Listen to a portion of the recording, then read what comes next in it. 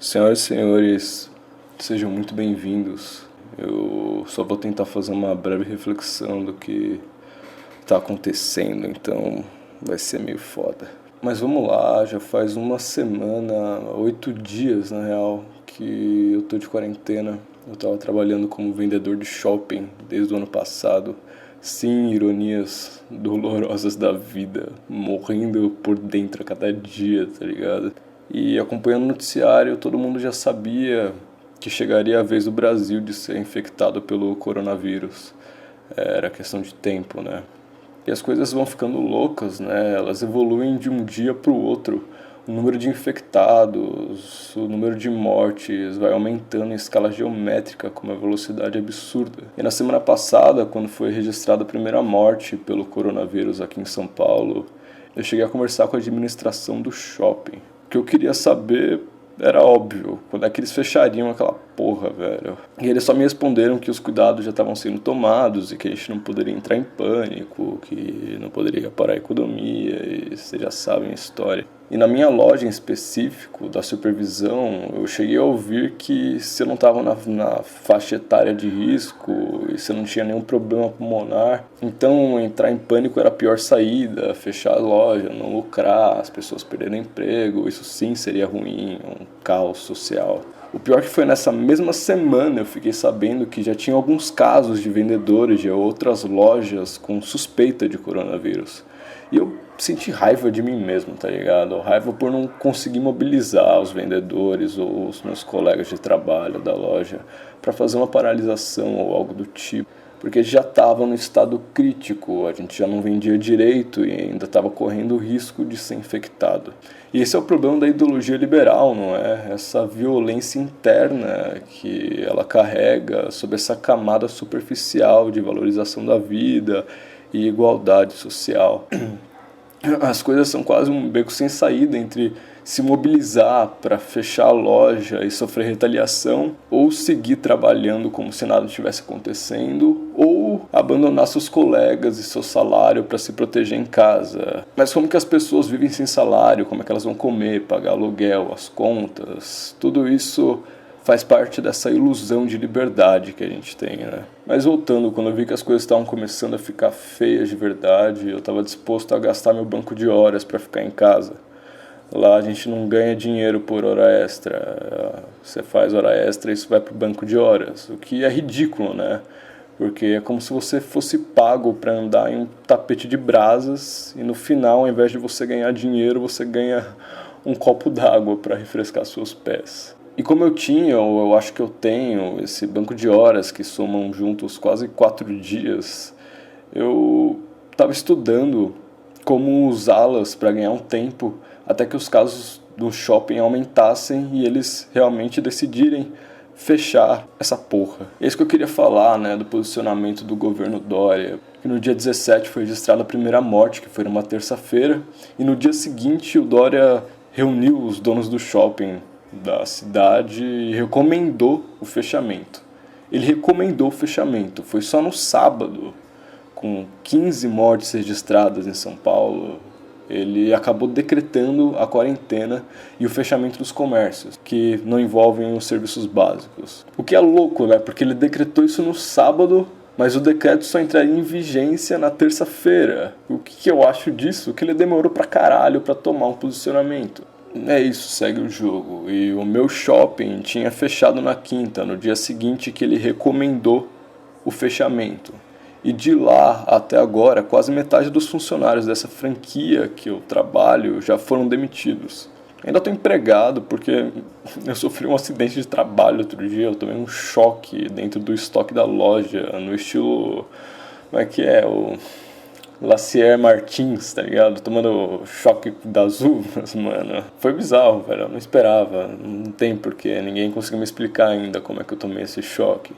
Mas o que me salvou foi o disjuntor geral da loja que caiu. Foi bizarro, mano. A loja ficou toda escura, assim. Eu acabei fazendo CAT, que é a comunicação de acidente de trabalho. E eu acho que esse meu direito trabalhista de não ser demitido por alguns meses vai salvar minha pele. Ironias dolorosas da vida.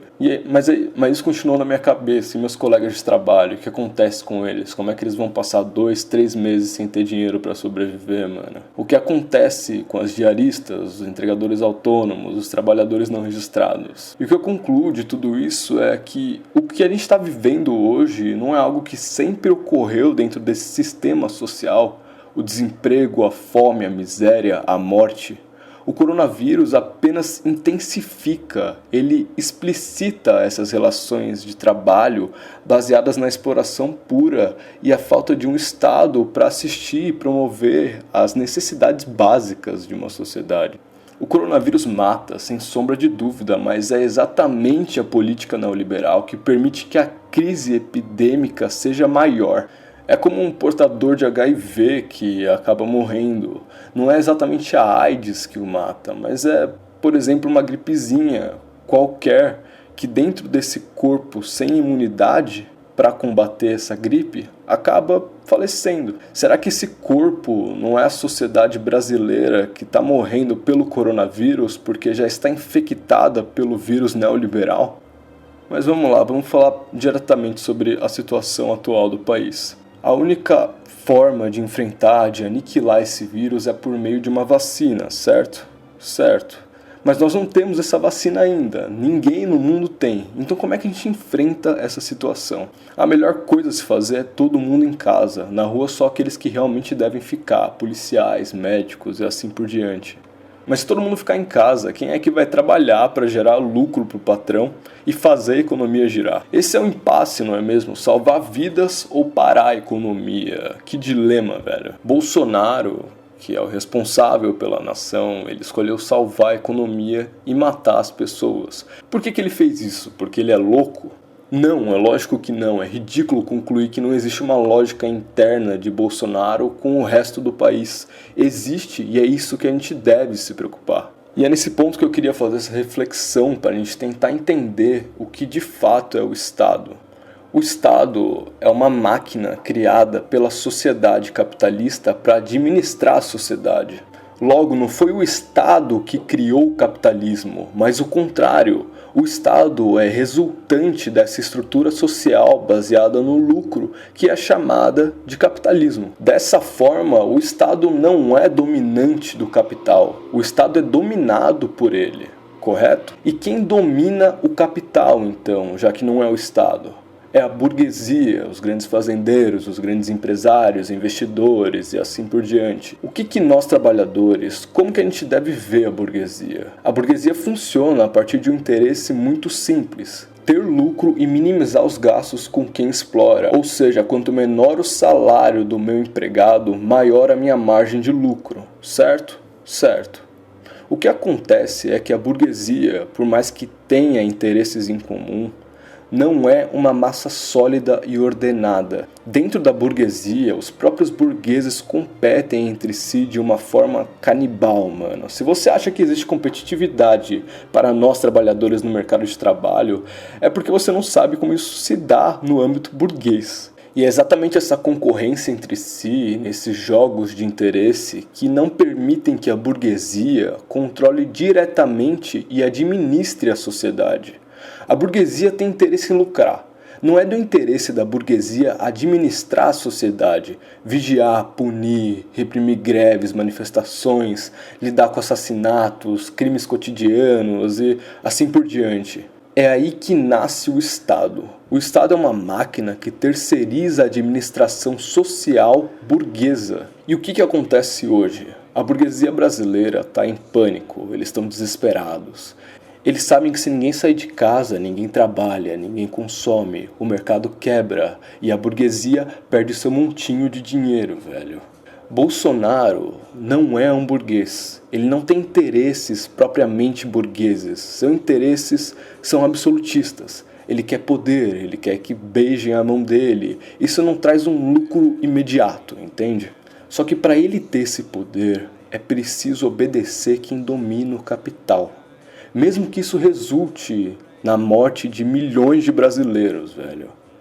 Bolsonaro, usando a máquina que é o Estado, faz o serviço que a própria burguesia não tem interesse em fazer, administrar e, se for preciso, matar para fazer a circulação do capital fluir. Dória é um burguês que, além do capital, também domina a máquina administrativa da sociedade. E antes de colocar a cidade em quarentena, perdeu tempo negociando com outros burgueses. É a mesma coisa que Bolsonaro está fazendo, ele está negociando com a burguesia enquanto o vírus se alastra. E como ainda está no começo, ele está no pé da colina, não tem tanto problema. Entre aspas, né? Porque já tá morrendo gente pra caralho, mano. Quando o vírus chegar no pico, eu acredito que Bolsonaro vai agir. Mas já vai ser tarde demais, mano. E qual que vai ser a solução do Bolsonaro? A mesma dos Estados Unidos, a mesma da Itália. Políticas públicas anti o livre mercado. As pessoas terão que ficar em casa e receber um salário do Estado para sobreviverem, comprarem arroz e feijão, água potável, gás e assim por diante. É o que a Câmara dos Deputados já aprovou ontem, no dia 26, uma renda mínima que está sendo apelidada de Corona Voucher.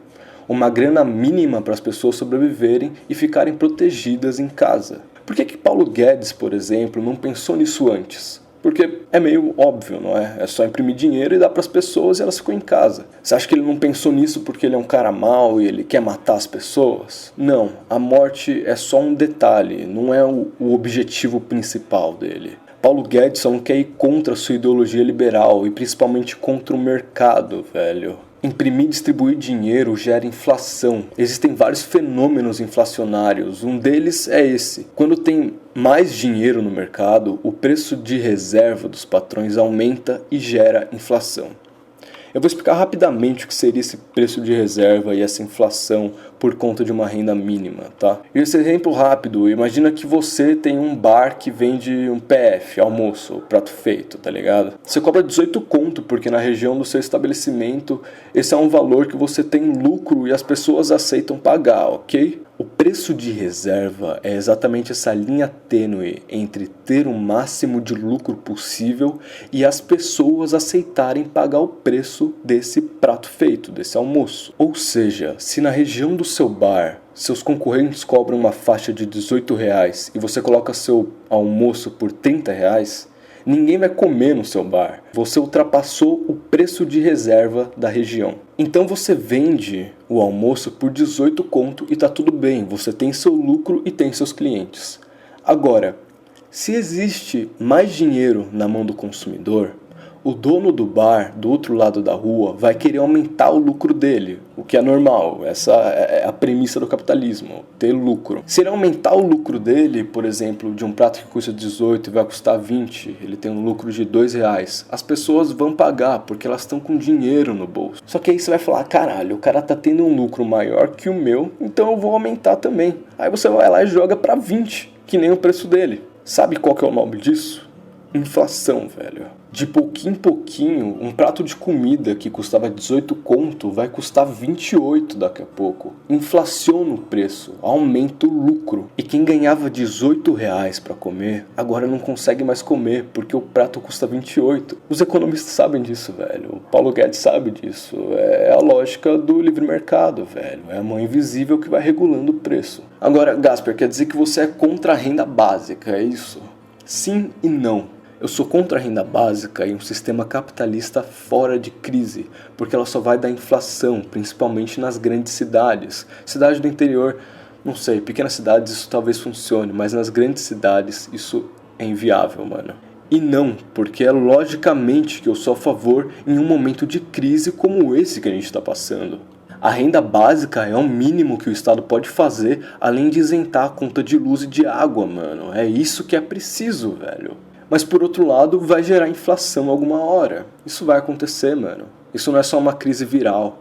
A gente vai passar por uma crise econômica fodida, velho. Em segundo lugar, Paulo Guedes não aprova isso porque é uma política anti-mercado, ou seja, a burguesia não vai lucrar, já que as pessoas já têm dinheiro para ficar em casas. Não tem quem trabalhe para os burgueses. A burguesia não vai perder um montinho de dinheiro que eles têm agora, não. Esse mês e mês que vem eles só não vão ter lucro, mas perder dinheiro eles não vão, velho. O O problema é quando chegar no terceiro ou quarto mês, o burguês vai parar de comer o seu iogurte grego, ele vai ter dificuldade para pagar a faculdade da filhinha que está estudando na gringa, ele não vai conseguir colocar gasolina no helicóptero dele, a coisa vai ficar apertada para ele. O que eles vão fazer? Eles vão falar assim: aí Estado, você está dando dinheiro para a população e eu estou me fudendo aqui. Por que a gente não faz o seguinte então? Vocês imprimem dinheiro, me emprestam e quando as coisas normalizarem, eu pago vocês. O Estado não vai conseguir falar não para a burguesia por motivos óbvios, velho. Então eles vão aceitar. E é exatamente isso que os países estão fazendo, velho. Os Estados Unidos, por exemplo, antes de ontem, ou foi ontem, sei lá quando foi essa porra, eles aprovaram um dos maiores pacotes de ajuda econômica da história do país, velho. Eles, a Alemanha tá fazendo isso, uma caralhada de país, mano. Qual que é o problema da burguesia brasileira? A burguesia brasileira, ela é tão forte que eles vão pegar esse dinheiro e depois vão dar um jeito de terem suas dívidas com o Estado perdoadas. Não foi exatamente isso que aconteceu com Temer em 2018? Ele perdoou uma dívida de mais de 47 bilhões de reais dos empresários, velho. 47 bilhões, cacete. Onde é que tá esse dinheiro agora, mano? Não daria pra reverter pra uma renda mínima pra população, velho? Tá na mão da burguesia, porra. Mas aí você pode me perguntar, e a briga do Dória com Bolsonaro? Qual que é a diferença? A diferença é que Dória negocia melhor que Bolsonaro, mas assim como Bolsonaro, deixou a doença evoluir. A briga entre os dois não é propriamente política em relação a eleições de 2022, por exemplo, mas quanto aos recursos. O governo de São Paulo não pode imprimir dinheiro para dar para as pessoas em casa, por mais que eles tenham feito essa política de quarentena. O único que pode imprimir dinheiro é o governo federal. E se Bolsonaro não liberar verbas para isso, não imprimir dinheiro, o Estado, que possui o centro econômico do país, vai colapsar, mano. Por isso que Dória tá desesperado e Bolsonaro, como um bom neofascista que é, não vai baixar a guarda enquanto a burguesia estiver do lado dele. E pior, o que mais me assusta, eu espero que eu esteja errado, mas com as declarações que Bolsonaro vem fazendo, com o posicionamento dele em relação às manifestações, Bolsonaro, velho, tá muito perto de dar um golpe, mano. A gente não deve se perguntar se ele tem motivos pra isso, pra dar um golpe, porque motivos são inventados, é fácil isso. A questão é, ele poderia fazer isso? Tudo dependeria da burguesia, não de toda ela, porque como eu disse, a burguesia em si ela é dividida também, mas de uma parte dela, e principalmente da ala militar, que já tá do lado do Bolsonaro. O apoio civil dos bolsonaristas, dos bolsominions, ele tem esse apoio, por mais que ele seja um pequeno número da sociedade hoje em dia. Mas o ponto não é se ele tem apoio desses bolsominions ou não.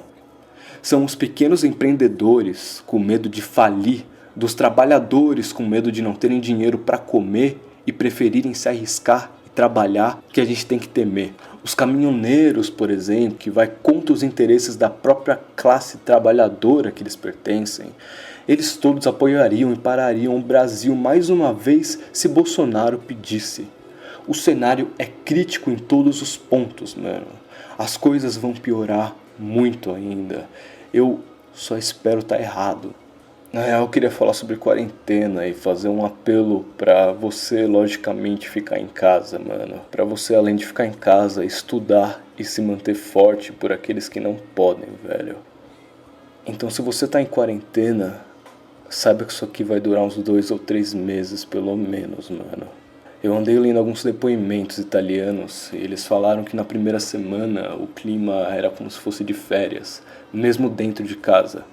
Eles viam todas as séries do Netflix, dormiam até tarde, acordavam de ressaca e não se preocupavam com o horário e assim por diante. Na segunda semana, com o confinamento, o isolamento social, as pessoas saíam nas janelas para cantar. Vocês já devem ter visto ou assistido algum vídeo desse gênero. Existe um clima de solidariedade e de esperança. Mas na terceira semana, com a pilha de mortos e uma política estatal fraca, o clima é de funeral, mano. Não tem mais por que cantar, não tem mais por que se exercitar na sacada. Pessoas estão morrendo porque foi dito a elas que a quarentena nacional afundaria o país em crise e elas saíram nas ruas, mano. Hoje a Itália é o maior país com número de mortes por coronavírus. O meu medo, que já está evidente, é que o Brasil passe esses países. E o que a gente faz? Você que está me ouvindo, você que está em casa, o que fazer? O que fazer, Lenin? Você vai sair de casa e achar a cura do vírus? Você vai ficar batendo a cabeça na parede ou beber até não lembrar mais o seu nome? Não, velho. Dá vontade, mas não. Eu proponho estudarmos, eu proponho a criação de uma rotina que te desgaste mentalmente, a criação de metas. É só com uma rotina bem estruturada, sem muitas horas de lazer, que vai salvar sua sanidade mental. Porque acredite, passar os dias lendo Agatha Christie, maratonando séries do Netflix ou faxinando a casa, vai te derrubar no primeiro mês, sem sombra de dúvidas. É preciso uma rotina e metas para serem batidas. É isso que vai gastar sua energia mental e ocupar sua mente. Você precisa ter consciência até onde vai o seu poder de ação. E não deixar que a impotência te corroa, velho, por dentro. Não deixe que o tédio superficial se instale. Não deixe seus demônios comerem sua mente. Saiba o que está ao seu alcance e trabalhe com isso. Eu peço desculpas se esse vídeo foi muito pesado. Na real, foi mais uma assimilação minha, um processo meu que eu resolvi colocar pra fora. É isso, sei lá.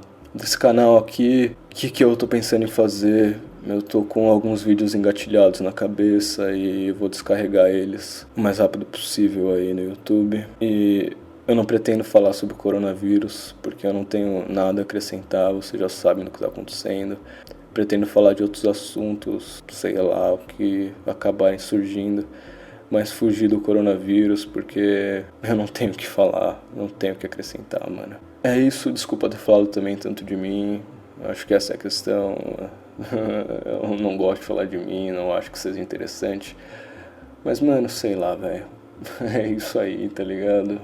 Você teve a paciência de me escutar até agora, eu agradeço, deixa o seu comentário. E é isso aí, a gente precisa levantar a cabeça e se manter firme, porque as coisas com certeza vão piorar.